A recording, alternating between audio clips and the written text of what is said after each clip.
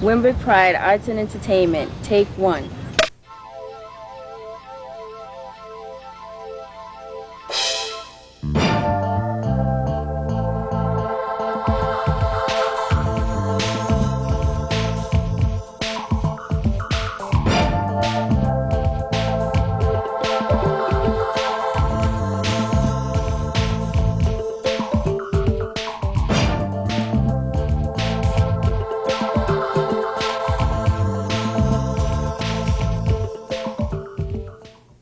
Good evening. Welcome to Winbrook Pride, and I'm your host, Damon Jones, where we keep people before politics, real talk for the community.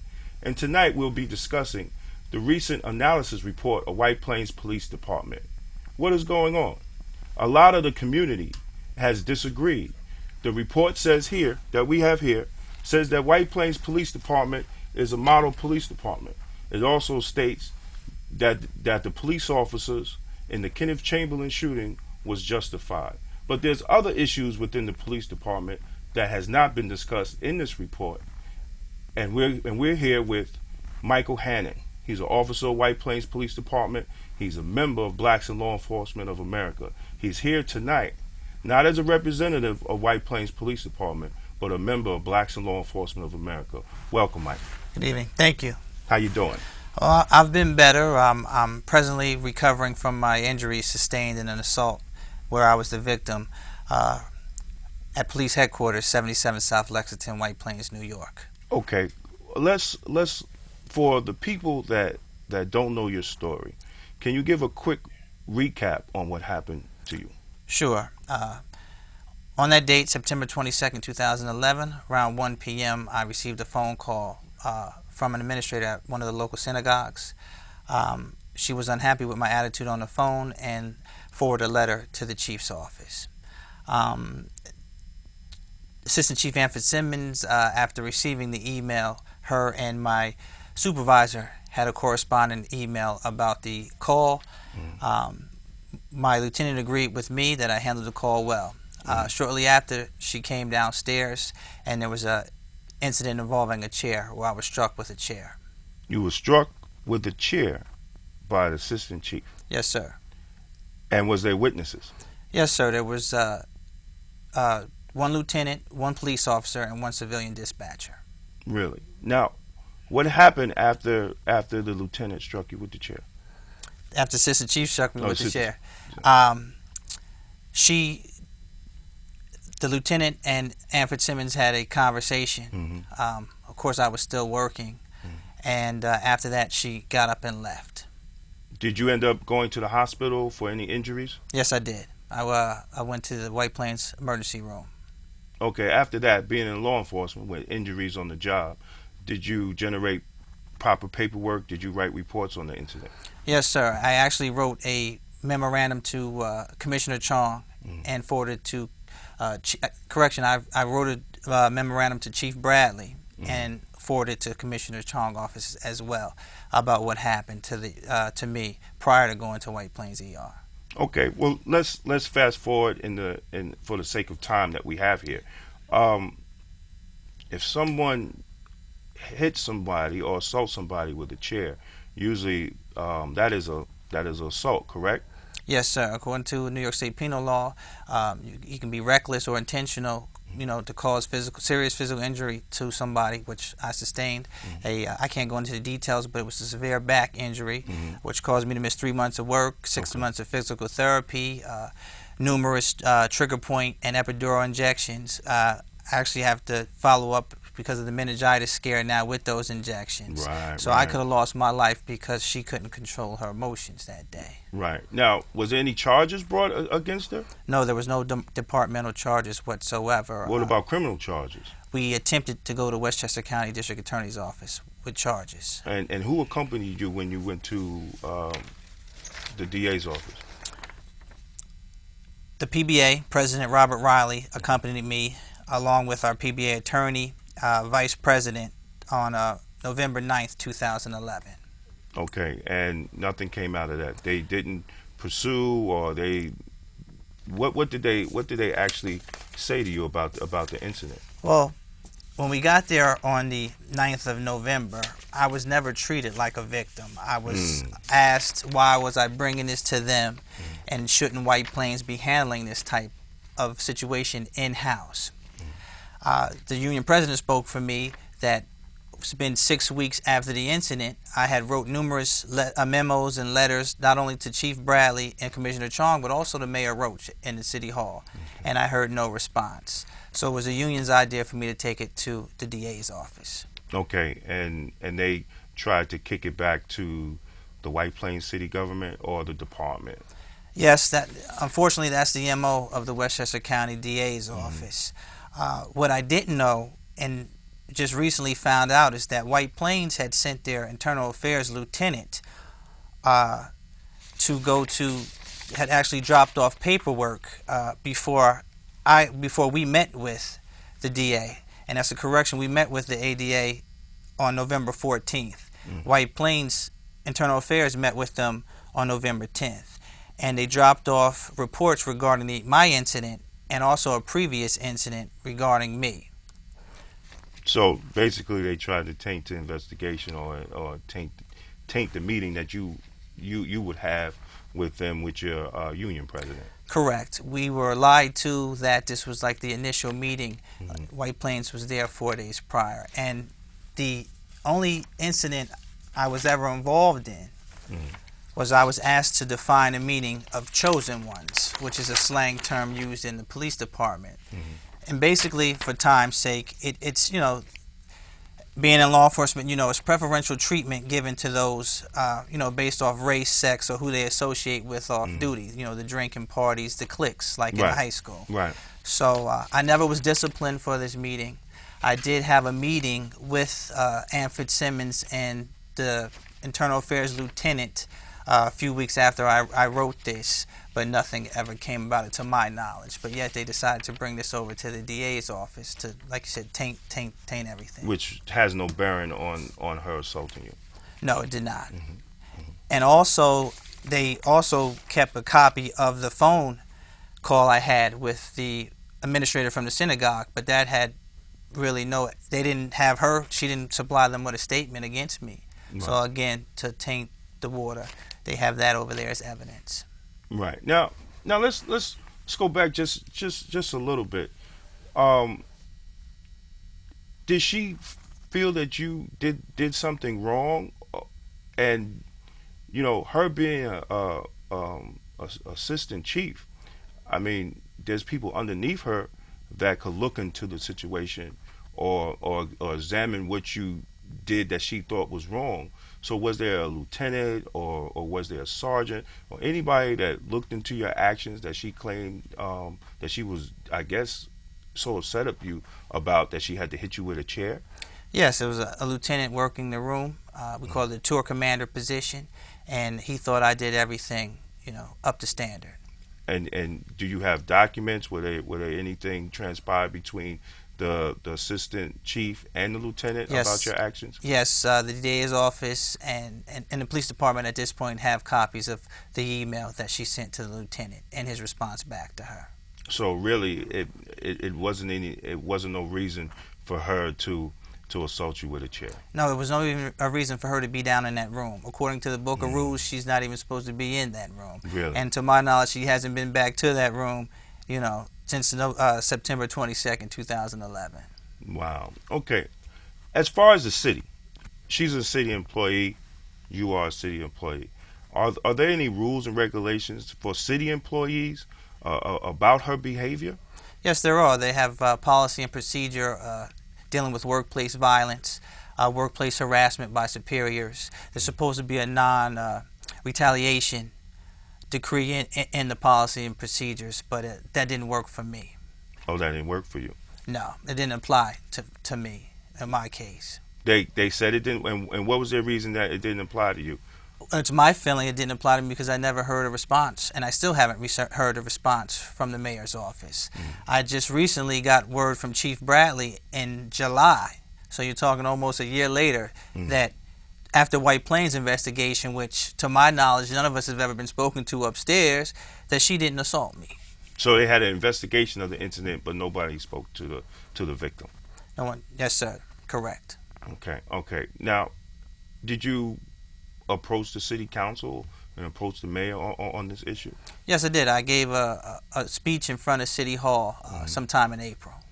And still, it wasn't any response from the city council, or did you try to reach out to a city council person?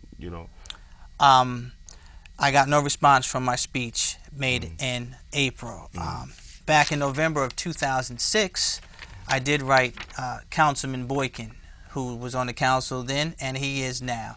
And in this, it was about how I was passed over for a position in the mounted unit. Okay. And I made him aware of this. And back then, Councilman Hockley also got a copy of this, hand-delivered, both of them. And I never heard back from Boykin on it. So the city has basically, you're a victim. The city has basically turned their back on one of their own employees, so to say. Yes, and I want people to know that, to my knowledge, I've never been disciplined. I've been counseled one time that he actually wrote, that's in my personnel folder last time that I checked it. I'm not a person who abused sick time. I'm not a troublemaker or disgruntled like the reports that were given to the district attorney's office. If you ask the folks on Battle Hill, I was one of the best police officers they had on that department in the patrol division. Really? Now, how was your life after all this incidents? You're a police officer. You were active. You were active, and you was out in the community. You was just living your life. How did this change your life? Well, I have to live in pain. To be able to work, I have to take narcotic medications. I've been through painful procedures, like I said before, with the trigger point injections, the epidural injections, 6 months of physical therapy. I believe we're month 4 with chiropractors, and now I'm speaking with surgeons. So I'm not allowed to really go into the surgery options, but I'm going for a second opinion. I can say that one surgeon has recommended surgery. Okay. All right. Now, did you file any type of lawsuit or anything against the police department or Chief Fitzimmons? Yes. And how is that going? What stages are you in with that? We're in the stage of, I believe they're in the discovery phase of that, Okay. where the lawyers will exchange evidence. Now, I understand there has been other alleged incidents with other officers of color, other black officers that have been treated poorly within the department, and that have lawsuits or that's continuing to fight incidents that were brought up against them. Now, we're not per se, but is that going on in the department? Yes, to my knowledge, there are other lawsuits involving current and former MOS of the White Plains PD. I'm not the only one. Right, you're not the only one. And, just to jump back and forth, did you ever get a response from Commissioner Chong on this incident? No, I haven't met with Commissioner Chong on this incident, and no, I've never received any written documentation from the commissioner. Again, I'll say in July, I was given some documentation by Chief Bradley that they didn't find any criminal charges or departmental charges warranted. Right, and you've written Commissioner Chong personally. Yes, I have. And for the sake of the viewers, Blacks in Law Enforcement of America also wrote Commissioner Chong a letter concerning Mr. Mike Hannon's incident, and he never responded to the organization neither. So we are in question on how Commissioner Chong handles his department and what's actually going on within White Plains Police Department. Here we have Mike Hannan, who is an officer there, and he's going through an ordeal that the police department nor the city wants to rectify. And I think this is really sad. Now, what's the support from the community? Have you got support from clergy, the NAACP? What have you been getting support from the people in the White Plains area? From the residents, not really. I received one commendation letter from the president of the Battle Hill Association. Okay. So she did recognize all the hard work I did up on that hill. The Greenberg branch of the NAACP has been very supportive publicly. The White Plains Minister Council has been supportive publicly. Blacks in Law Enforcement has been supportive publicly. As far as my co-workers, only a few have publicly, but many behind the scenes are saying that it's unfortunate the way things work around here, as a co-worker told me just yesterday. And everyone knows that I'm a good guy there, and I got a raw deal here. Right, and let's touch into that. When within the whole police culture, when something goes wrong, and another officer gets the raw deal, as your coworker says, and I'm just giving it to you so you could, because you are the victim. What does that say, to the victim when people are scared to stand up for what's right? I mean, we're not talking a blue wall of silence thing. We're talking about just standing up for somebody because it's the right thing to do. Because any given day, I mean, somebody else in that police department could be the victim. What do you think about that? Well, I want to commend the three gentlemen that were in that room with me and told the truth and will continue to tell the truth. And for those that don't want to support publicly, they're in fear. I'm not in fear of this administration, but that's a tactic that Chief Bradley and Fitzimmons, Commissioner Chong used to discipline them. And it's not hitting them with a chair, so to speak, like with Ann Fitzimmons in my situation, but they'll remove them from a detail, an assignment. Maybe it's a comfortable assignment, maybe it's an assignment with overtime, maybe it's riding a motorcycle, or in a detective division, or an administrative position where, if the guys don't want to be out on the street anymore, they can, and they're fear to lose all that, because if they stand up for what they believe in, that'll be taken from them, for sure. Well, yeah, I see that in the Department of Correction also. I think it's sad to say, because you're there to do a job. No matter what post that you put in, you're getting paid 7.5 or 8 hours, however you want to call it, just to do a job. So you're there to do a job. So it doesn't really matter where you work, because I feel that police officers, no matter what color, need to stand up for what's right, because here you are as a victim. Now, what do you see moving forward with your case, with what's going on in White Plains Police Department after this analysis of a report of the police department? What do you see moving forward? Well, I just want to go back 1 second and say that the White Plains PBA was very supportive of me publicly, first off. Going forward, it depends, on what the community, if they come out and they cry outrage about this report here. Right.